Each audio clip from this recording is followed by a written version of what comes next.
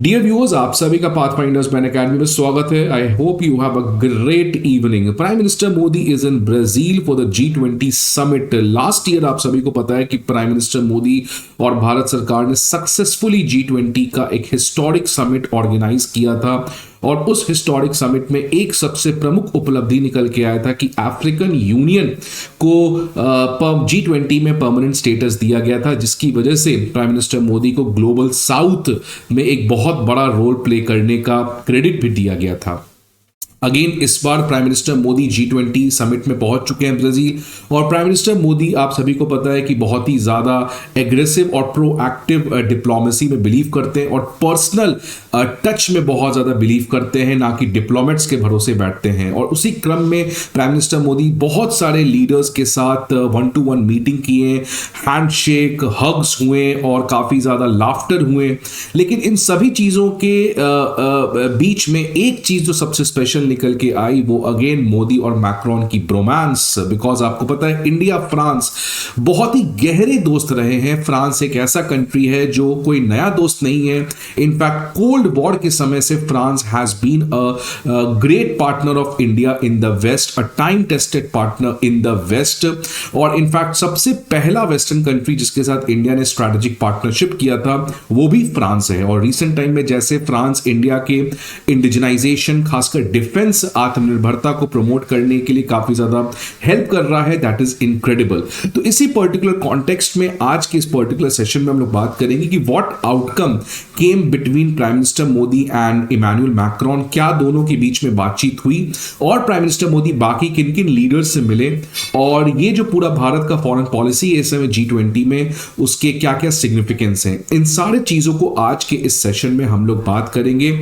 अब ये particular tweet दे सकते हैं जो आप क्लियर कर देता है कि how much prime minister Modi prioritizes Emmanuel Macron. Because Narendra Modi का एक ट्वीट है जहां पे उन्होंने बात किया है कि इंडिया फ्रांस का रिलेशनशिप आने वाले टाइम में और ज्यादा क्लोज होगा, खासकर स्पेस, एनर्जी, AI और बहुत सारे ऐसे इमर्जिंग टेक्नोलॉजीज में। और इनफैक्ट ये जो मोदी और मैक्रोन की मीटिंग हुई थी, ये इस साल का तीसरा मीटिंग है दोनों लीडर्स के बीच में। प्रेसिडेंट मैक्रोन इंडिया विजिट किए थे रिपब्लिक डे के चीफ गेस्ट बन के जनवरी में, और उसके बाद प्राइम मिनिस्टर मोदी इटली गए थे G7 समिट में, जहां पे ये दोनों लीडर्स मिले थे। तो आप समझ सकते हैं एक साल में 3 बार मिलना और तीनों बार सक्सेसफुली उस पर्टिकुलर बायलैटरल मीट को कंडक्ट करना, that itself speaks for how much special India and France considers each other. आगे बढ़ने के पहले एक इंपॉर्टेंट इंफॉर्मेशन आप सभी के लिए कि हमारे बैचेस 20 नवंबर से करोल बाग, मुखर्जी नगर, पटना, प्रयागराज, इन चारों सेंटर्स में ऑफलाइन बैचेस स्टार्ट होने जा रहे हैं at a very very special price of 79,999। आप करोल बाग, मुखर्जी नगर, प्रयागराज, पटना, इन चारों ऑफलाइन सेंटर्स के डिटेल आप यहां पे देख सकते हो।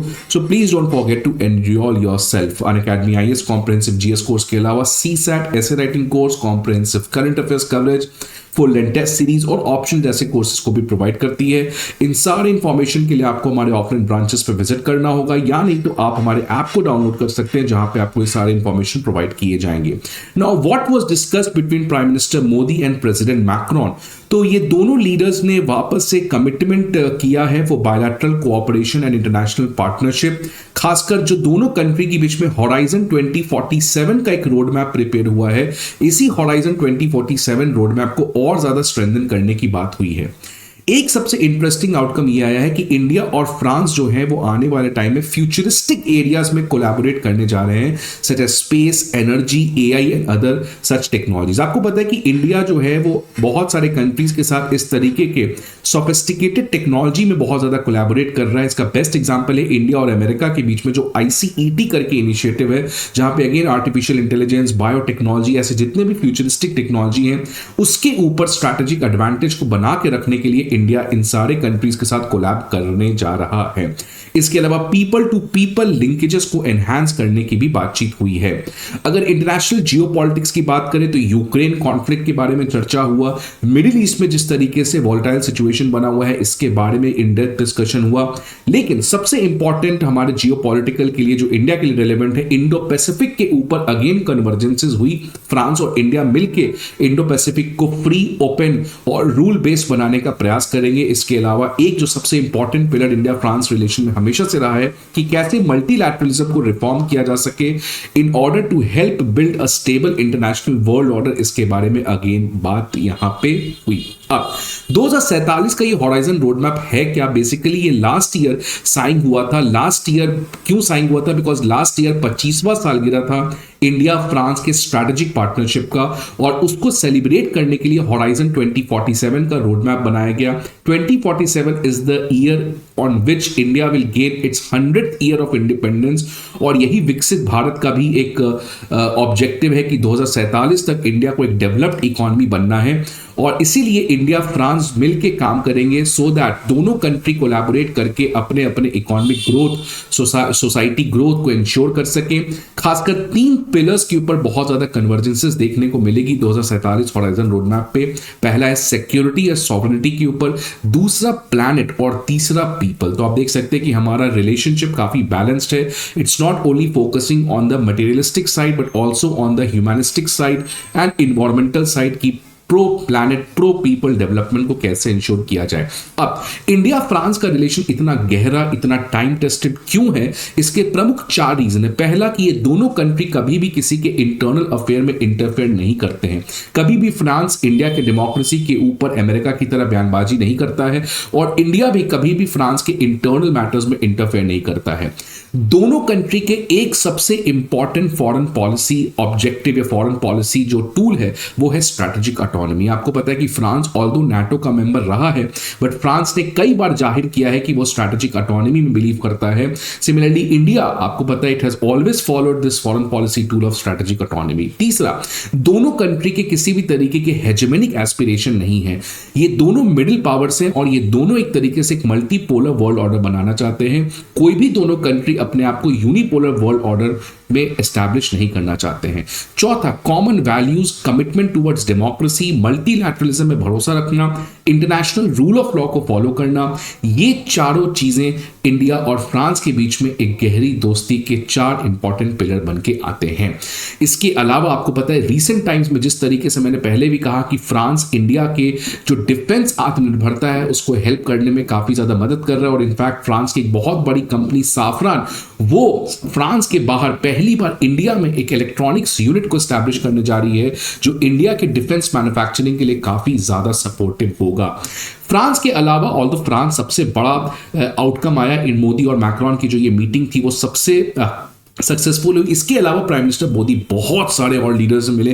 फॉर एग्जांपल यूके के नए चुने हुए प्राइम मिनिस्टर स्टार्मर साहब से मिले, और वहां पे India UK comprehensive strategic partnership को कैसे स्ट्रेंथन किया जा सके इसके बारे में बात हुई। एक और चीज जो बहुत सालों से अटका हुआ है, free trade agreement between UK and India, इसके बारे में दोनों लीडर्स ने वापस कहा कि अगले साल तक प्रोबेबली दोनों कंट्रीज एफटीए में एंटर कर जाएंगे। और प्राइम मिनिस्टर मोदी की one of the best friend as per the social media Meloni, इनके साथ भी काफी सक्सेसफुल मीटिंग हुआ, और एक चीज ये दोनों ने मिलकर लॉन्च किए हैं, जॉइंट स्ट्रैटेजिक एक्शन प्लान 2025-2029। अभी तक इंडिया और इटली के रिलेशन में काफी ज्यादा रैंडमनेस था, कोई एक स्ट्रक्चर्ड प्लान तैयार नहीं किया गया था, लेकिन अब फाइनली आने वाले 4 साल का एक जॉइंट स्ट्रैटेजिक एक्शन प्लान बनाया गया है। उसमें कुछ पिलर्स एस्टैब्लिश किए हैं जिस बेसिस पे दोनों कंट्री अपने रिलेशन को अपग्रेड करेंगे। इसके अलावा prime minister Modi Prabowo Subianto जो इंडोनेशिया के नए प्रेसिडेंट हैं उनके साथ भी मिले हैं, और इनफैक्ट आपको शायद मैंने पहले भी बताया कि अगले साल रिपब्लिक डे के जो चीफ गेस्ट हो सकते हैं प्रबोवो सुबियांतो, बिकॉज जिस तरीके से इंडोनेशिया, आपको पता है कि साउथ ईस्ट एशिया का सबसे बड़ा इकोनॉमी है, और इंडोनेशिया का आज चाइना के साथ भी प्रॉब्लम चल रहा है। इंडोनेशिया अपने स्ट्रैटेजिक ऑटोनॉमी को इंश्योर करने के लिए चाइना के ऊपर डिपेंडेंस को कम करना चाहता है, अमेरिका के ऊपर अपने रिलायंस को कम करना चाहता है, और इसीलिए Indonesia also wants to have a close relation with India.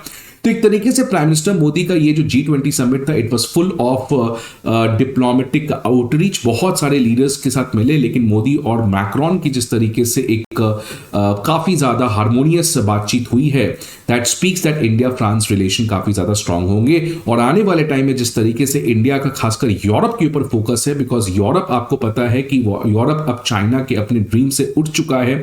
Europe wants to have good relation with India, और इसीलिए प्राइम मिनिस्टर मोदी खासकर जितने भी यूरोप के लीडर्स हैं उनके साथ काफी ज्यादा मिले, बिकॉज आपको सभी को पता होगा कि इंडिया और अमेरिका का रिलेशन काफी अच्छा है। लेकिन इंडिया का अमेरिका के साथ रिलेशन में सबसे बड़ा प्रॉब्लम है कि अमेरिका का हेजेमनिक एस्पिरेशन है और इंडिया का इस तरीके का कोई भी एस्पिरेशन नहीं। इसलिए इंडिया हमेशा चाहता है कि मिडिल पावर्स के साथ रिलेशन को कैसे स्ट्रांग किया जाए, और मिडिल पावर में जिस तरीके से हमने फ्रांस से मिला, इटली से मिले, फिलीपींस से मिले, इंडोनेशिया से मिले, ये बताता है कि प्राइम मिनिस्टर मोदी के फॉरेन पॉलिसी में आने वाले टाइम में मिडिल पावर डिप्लोमेसी काफी ज्यादा स्ट्रांग होगा।